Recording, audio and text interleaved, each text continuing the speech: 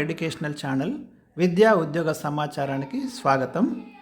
ముఖ్యమైన current affairs పోటీ పరీక్షల కోసము ప్రతిరోజు అప్లోడ్ చేస్తున్నాను. చాలా ఎక్స్పెక్టెడ్ క్వశ్చన్స్, మీకు రోజు జరుగుతున్న సంఘటనలు, వాటితో ముడిపడి ఉన్నటువంటి అంశాలను తీసుకుంటున్నాను. కంప్లీట్ ఎక్స్ప్లెనేషన్ కూడా ఉంటుంది.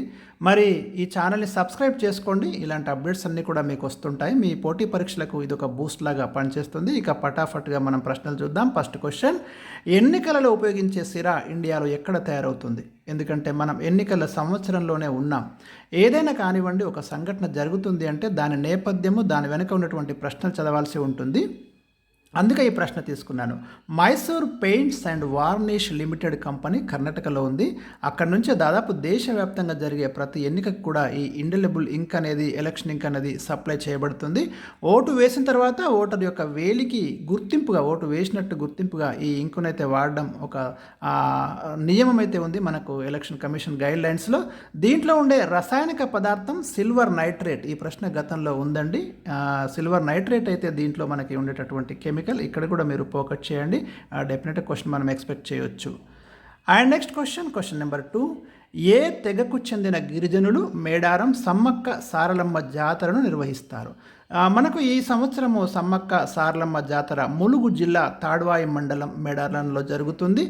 ప్రతి 2 సంవత్సరాలకు ఒకసారి జరిగే ఈ తెలంగాణ కుంభమేళాగా ప్రసిద్ధి చెందిన జాతర ఇది. ఆసియా ఖండంలోనే అతిపెద్ద గిరిజన జాతర. ఆ మాటకొస్తే 1996లోనే రాష్ట్ర ప్రభుత్వం దీనికి ఒక గుర్తింపునిచ్చింది.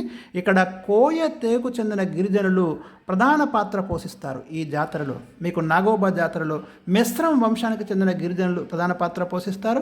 ఇక్కడ కోయ తెగకు చెందిన గిరిజనులు ప్రధాన పాత్ర పోషిస్తారు. మేడారం సమ్మక్క సారలమ్మ జాతరకు సంబంధించి ఒక వీడియో కూడా ఉంది. ఎందుకంటే మీకు టీఎస్పీసీ సిలబస్లో కూడా ఇది ఉంది. ముఖ్యంగా తెలంగాణ కల్చర్లో ఇవి చదవాల్సి ఉంటుంది.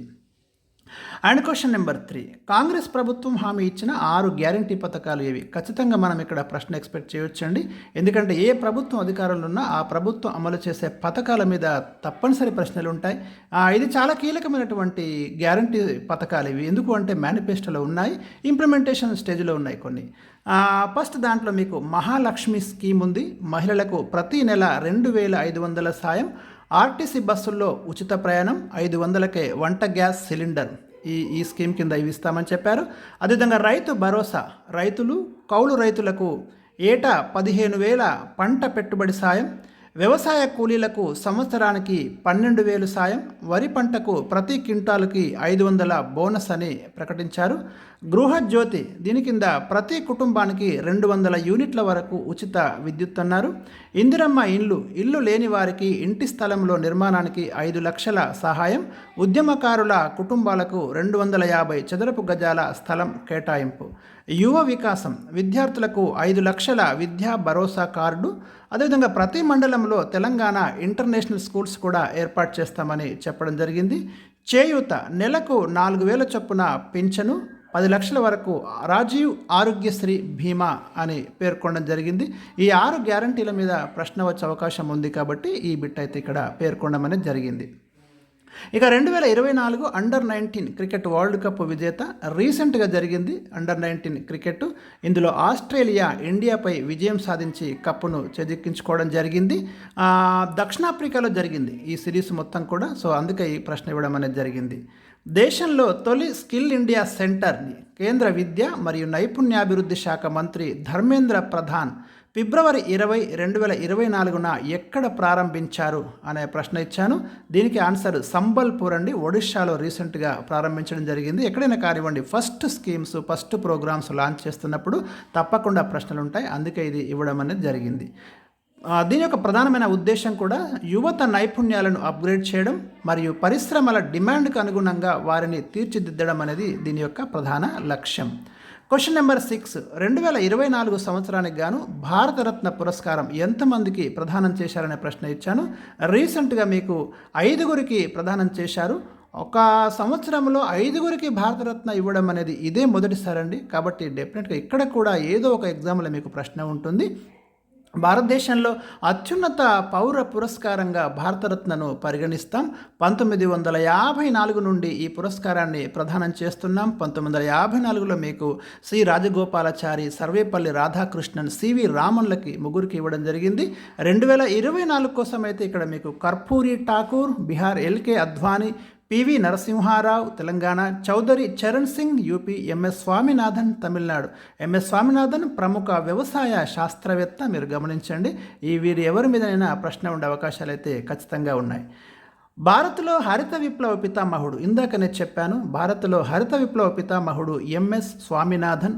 భారతదేశంలో పంటల ఉత్పాదకతను పెంచడానికి 1966-67 ప్రాంతంలో పంజాబ్లో హరిత విప్లవాన్ని అయితే ఆనాటి ప్రభుత్వం మరి ప్రారంభించడం జరిగింది. ఎందుకంటే ఆ రోజులలో పంటల దిగుబడి తక్కువ ఉండడము, ఆధునాతన వ్యవసాయ విధానాలు పాటించకపోవడము, ఆధునిక అంటే ఎక్కువ దిగుబడినిచ్చే వంగడాలు ఉపయోగించకపోవడం, ఇలాంటి కారణాల వల్ల ఆహార ధాన్యాల కొరత తీవ్రంగా ఉన్న పరిస్థితి. విదేశాల నుంచి ఆహార ధాన్యాలు తీసుకోవాల్సిన పరిస్థితి ఉంది. అప్పుడు ప్రభుత్వం ఆలోచించి ఈ గ్రీన్ రివల్యూషన్ అనే మూమెంట్ని అయితే తీసుకొచ్చింది. ప్రధానంగా ఎంఎస్ స్వామినాథన్ ఆ రంగంలోనే విశేషమైన కృషి చేయడం వల్ల ఎంఎస్ స్వామినాథన్ని ఫాదర్ ఆఫ్ గ్రీన్ రివల్యూషన్ అంటాం ఇండియాలో. అదే ప్రపంచంలో అయితే ఫాదర్ ఆఫ్ గ్రీన్ రివల్యూషన్ ఎవరు అంటే నార్మన్ బోర్లాగ్. 2 పేర్లు మీరు గుర్తుంచుకోండి. వరల్డ్లో అయితే నార్మన్ బోర్లాగ్, ఇండియాలో అయితే MS Swaminathan. Next question, LK Advani ఆత్మకథ పేరు రీసెంట్గా వార్తల్లోకి రావడం జరిగింది కాబట్టి ఆత్మకథ my country my life, very important. Last question, Andasri అసలు పేరేమిటి? అందశ్రీ రీసెంట్గా వార్తల్లోకి రావడం జరిగింది. అదేవిధంగా తెలంగాణకి చెందినటువంటి ప్రజాకవి అందశ్రీ. అనేక తెలంగాణ ఉద్యమ గీతాలు రాసి తెలంగాణ ఉద్యమానికి ఒక ఊపు తెచ్చినటువంటి కవి. అందశ్రీ రచించిన జయ జయ హే తెలంగాణ ఆ గీతాన్ని మరి రాష్ట్ర ప్రభుత్వము తెలంగాణ రాష్ట్ర గీతంగా అనౌన్స్ చేయడం జరిగింది. అందశ్రీ అసలు పేరు అందే ఎల్లయ్య. అందుకే ఈ ప్రశ్న తీసుకోవడం జరిగింది. ఇవి ఇవాళ ఉన్నటువంటి టాప్ 10 ఇంపార్టెంట్ కరెంట్ అఫైర్స్. మళ్ళీ కొన్ని అంశాలతో మీ ముందుకు రావడం జరుగుతుంది.